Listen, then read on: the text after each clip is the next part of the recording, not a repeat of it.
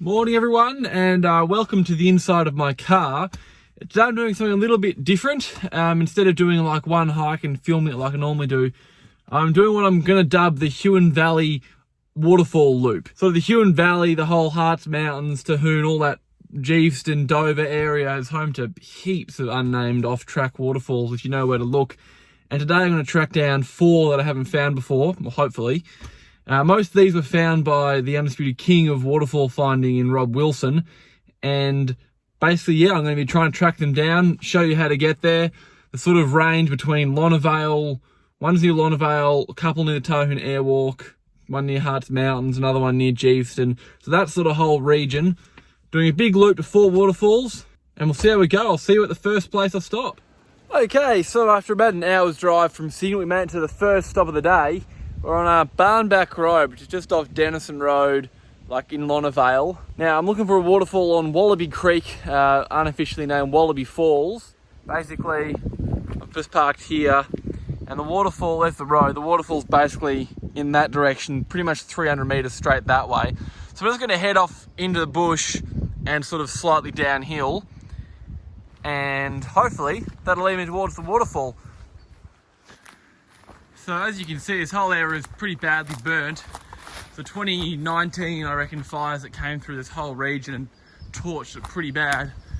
So there's a bit of kind of undergrowth to push through. It's just regrowth. But the forest itself, as you can see, is very open and quite nice to push through as we just descend down that slope there. Okay, so I sort of provide a bit of a cautionary tale of what not to do here. I just sort of kept going towards the waterfall because there's a fair bit of like regrowth stuff to push through. But unfortunately I found myself on top of some cliffs. If you look there, it's just a sheer drop. But around the corner slightly, it's more of a slope. So definitely you want to sort of try and cut the angle a bit and not head straight to the waterfall, or else you're going to have to make a big loop, which is what I'm doing now, around the cliff lines a bit. But it's a pretty good sized drop down there, which is good. And the falls are definitely flowing well. So once we get down there, should be good. Approaching Wallaby Falls, you can just get some glimpses through the trees there. It looks like a really nice, like free leaping drop. And then you can see the cliffs that I was stuck on top of. Definitely going around the back way, it makes more sense.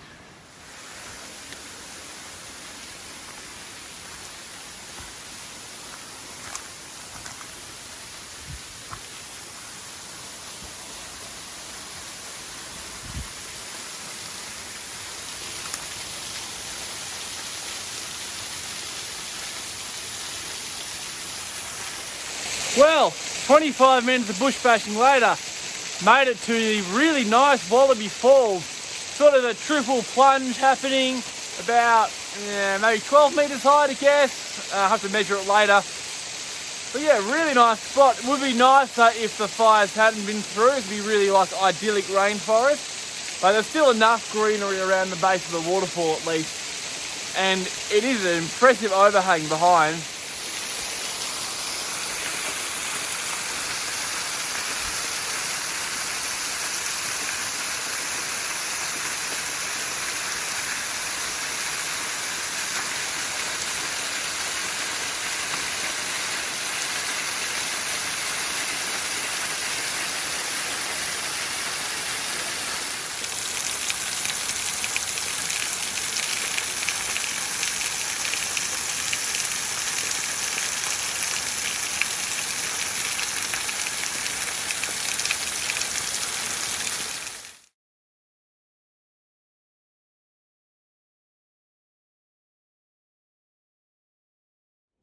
Okay, so I've broken out of the forest just there. I'm just like 50 metres up from the car. Found a better way back in the end. It ended up only taking me like 15 minutes after it was 25 on the way in. I'll put a screenshot in the video of the routes. I'll highlight the way back in green and the way in on red. The way back definitely was a better way to go. There's really a nice sort of wallaby trail that led a fair way there. In terms of scrub bashing, it's pretty straightforward. A little bit around the falls, but not too bad. But yeah, definitely a tick, this one. Worth visiting winter, spring, I think. It's a bit of a small creek, but flying well today. And yeah, 1 down, 3 to go. I'll see you at the next spot. Okay, about 40 minutes later, made to stop number 2. We're at a big bend on the RV Road, about 5 minutes Geeveston side of the Tahoon Airwalk. Basically, this is now Edwards Falls we're going to be doing here. There's this road that branches off the RV Road, and 800 metres along here, and then a 200 metre bush bash is the waterfall. You could potentially drive it. There are tyre prints here, so someone's been through recently, but I don't really know what the condition of the road is, and I don't trust it, and I don't mind walking, so we're just going to do that and see how we go. So it's going to be about 1 kilometre each way in total. It's another, hopefully, nice little waterfall. Okay, so I made it to this sort of big bend and pull out, which is the closest point the road goes to the waterfall, and it's nearly at the end of the road as well. Basically, falls straight down that slope.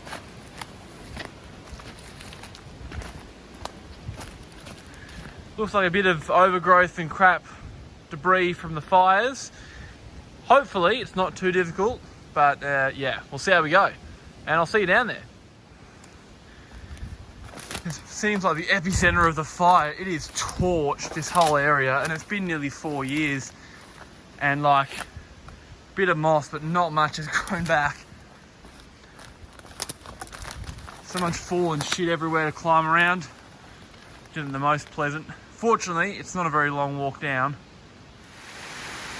Okay, got a bit of a view in towards Edwards Falls now. And it looks nice and green in the gully. Unfortunately, like last time, I'm stuck on top of a cliff. So I'm gonna have to go a little bit further around. Yeah, it's quite an extensive cliff line here, it looks like. Potentially even the other side of the creek might be able to go, but I reckon through that way should be better. Okay, so I've finally got to a point where you could actually head down the slope, which is a little ways further around the corner. Interestingly, there are these blue ribbons here, which I saw higher up and thought they were something to do with marking fire boundaries or logging coops, but they actually mark a pretty nice route up. They keep going up that way. So on the way out, I'm going to follow the tapes up there and track that route on my GPS and see what kind of a trail it is. Because obviously if there's tape, it means at least someone has come down that way. Okay, so about half an hour it took me to get here, but I made it to Edwards Falls. It's a nice little waterfall. Unfortunately, there's kind of a tree falling on it, a lot of debris. Definitely would have been nicer before the fires, I think. But it's still kind of an interesting shape. I'll give you a look. Annoyingly, I'm looking right against the sun.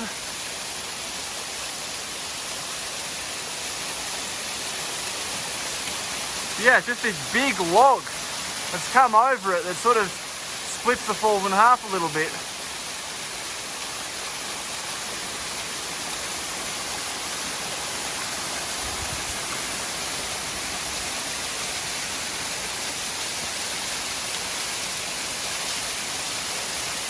Still, it's nice. It's probably about 8 metres high, I reckon. And just downstream is some really nice rainforest.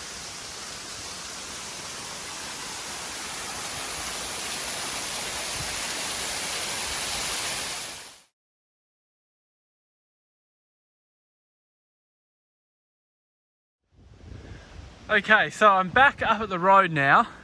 I followed those blue tapes as I mentioned I would, and they were really useful. I didn't follow them all the way up because they ended up deviating that way. But as you can see, it's a pretty nice open route. I had most of the way up here. According to my GPS, it was only actually 12 minutes from the falls to get back to the road, covering 280 metres. So yeah, definitely the way to go is there. Basically, I'm on a big bend here, which is the big bend before the one I initially jumped off. Basically means that instead of going down the ridge immediately to the west of the creek where the falls are on, I'm on the next ridge over, which is over the next little creek. And that's definitely the easiest way to do it. I'm just gonna meander back to the car now and then I'll see you at the next waterfall. But Edwards Falls was nice. It was a bit annoying, the big log in the way, and clearly would have been better before the fires. You've got a little glimpse of that in the rainforest below it, what it would have once been like. But still an interesting kind of triangular falls. And yeah, worth the visit. I mean, it wasn't a long walk. The 2 falls to go are probably going to be the 2 biggest and best ones, I hope. So I'll see you out there. Okay, we're now on Hart's Road, about 20 minutes later. As you can see, we've been greeted by a gate on the road we have to go up. Now, that wasn't entirely unexpected, but obviously it's still not ideal. I've just sort of parked there all the way off the road. And it's about a 3.5 to 4 kilometre walk up this road and then off track down to a waterfall on Foaming Creek. Yep, that gate is definitely locked. Waterfall on Foaming Creek, so Foaming Falls, which I think is about a 400 metre or so off track walk. These are the tallest of the falls we'll see today. Not sure necessarily if it's going to be the most visually impressive, but we'll see. It's, I think, about a 20 metre high drop. So yeah, got about probably a 45 to 50 minute walk along this road, depending on how much climbing there is. Might be actually a bit longer than that. But yeah, we'll see how we go. Well, it's just been plodding up pretty much. It looks like it's about 300 metres of climbing from the car to the point where I leave the track. But after about 120 metres of that climbing, some pretty epic views into the valley.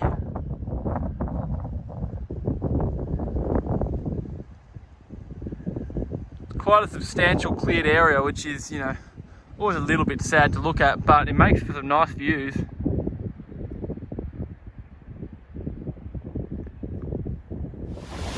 Well, I've come to a right turn I have to make, and the infinite wisdom STT has destroyed this road, which is really great. Just make it a little bit more a pain in the ass to walk up. Okay, so it's a bit of a prick of a last half hour on this like ruined, dug up road, just climbing uphill, but I've made it to the spot. We're going to jump off the track now. I'll give you a look. Pretty much got 400 metres straight down that way to the falls. Pretty open here, just this sort of button grass stuff, but I don't know what it'll be like further down. It might get a bit scrubby. Like all the other falls today, you can see this area has been burnt, although the other side of the valley looks a lot nicer, so hopefully down at the falls it's pretty untouched.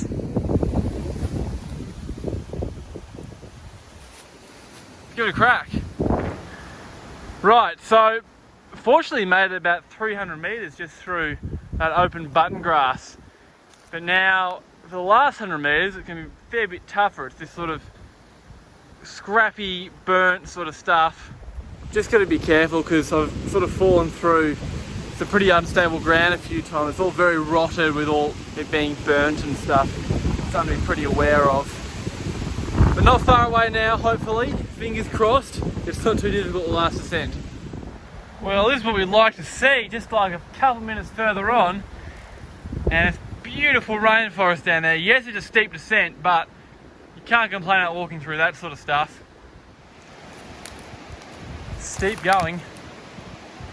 And quite rocky now as well, but no scrub. And not far away. You can hear the waterfall. You can see the creek, even catch a little glimpse of the fall through the trees.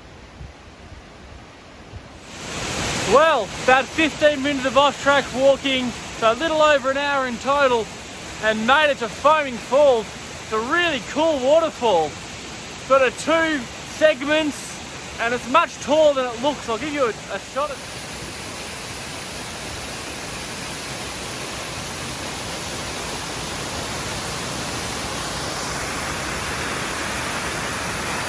Look at that powerful section there, and then to the left that sort of trickling section, but if you look closely, probably able to pick up in the camera, up there, there's more waterfalls, so it actually is quite tall, just sort of twists, so I'm not sure there'll be a vantage point to get it all in.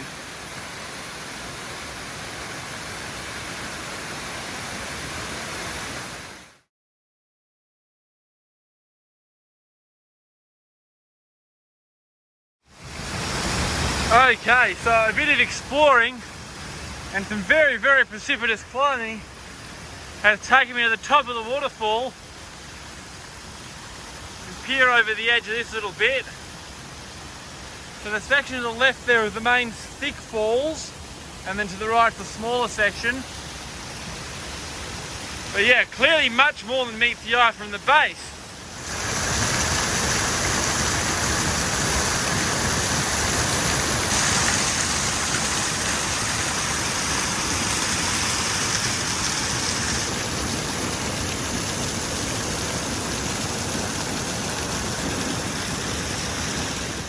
Okay, so just about back at the car now. So 3 down, 1 to go now. Really impressive waterfall, way better than I expected. Taller and also more visually impactful, although that was also due to the high water flow. I actually forgot to track my GPS, but it's pretty straightforward. It's about 4 k's each way along the road, and then you pretty much just follow those button grass plains level with the creek until you hit the end of the open area, and then it's just down into the rainforest and over to the falls, as I basically showed in the video. So not too complicated. Obviously difficult off-track walking and all that, very steep, but scrub-wise as open as you'll find pretty much. Absolutely worth the effort. A winter or spring waterfall, I think. These creeks tend to get a little bit on the puny side in summer. So yeah, on to Billy Falls now, which is the 4th and final waterfall of the day, and I have high hopes for this one, but who knows what we'll find. Alrighty, so we've made it to the 4th and final stop of this big day of waterfall chasing. Made this big pull out on Southwood Road, about 5 k's, maybe a little bit more from the turn off with Arvey Road. Basically, I'm doing this big pull out, and I'm going to walk a little ways down the road because there wasn't really anyone else to pull over, and then head into the bush about 250 metres down to Billy Creek and the falls. So yeah, very short walk. Not meant to be very difficult from what I've seen from Rob's notes. So yeah, should be a nice cruisy way to finish off the day, and hopefully a nice waterfall to top it off. Obviously fire affected, as you can see, like the other falls I've been to, but nice and open bush, pretty easy walking. Just all this fallen debris is a bit of a pain in the ass. Other than that though, pretty cruisy going. Well, made it down to Billy Falls. Wasn't quite the cruisy hike I was hoping for. Very steep on that side. Maybe that the western side is a better way to go. It looks a little bit less steep over that way, but it's also a much longer hike and you have to cross the creek above it, so tough to tell. It's pretty scrubby and shit either side, to be honest. But Billy Falls are gorgeous. Not really tall, maybe 10 metres or so, but a really nice shape. Good flow of water and a nice pool underneath them too. And with this afternoon light, it's really nice. West facing falls, so they're sort of getting the sun right on them.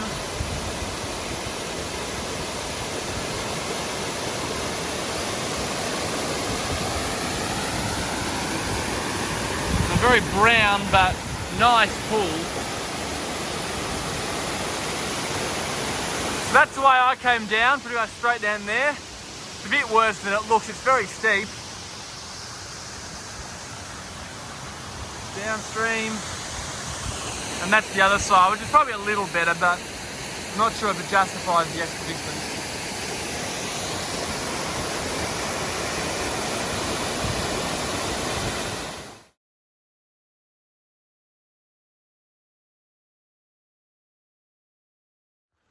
Okay, I've just broken out of the bush, back onto the road. I think definitely the eastern side is the way to go. I ended up just bushwhacking directly uphill, basically, from the falls. And it was a very tough, steep slog, but I think it's definitely easier than fluffing around on the other side. Then you have to cross the creek and go a long way around. So pretty much, pretty easy walk through the bush. A bit of stuff to climb over, but nothing too severe. And then it's a very steep descent of maybe 30 metres. Straight down to the bottom. But Billy Falls, really nice waterfall. The most sort of open, classic looking falls of the day. You know, with like a nice pool and all that sort of stuff. Obviously it would be a bit nicer if the forest wasn't all torched, although compared to some of the other ones it didn't affect it as much because it was more open basin anyway, so not one of those little enclosed rainforest falls where you really want the mosses coming out, you know. But that concludes what I'd say is a very successful day of waterfall chasing. 3 of the waterfalls definitely exceeded my expectations, and the fourth one wasn't bad. Hope you enjoyed coming along for the ride. Congratulations, you made it to the end of what's going to be a very long video. And yeah, thanks for watching. I'll see you wherever I go next.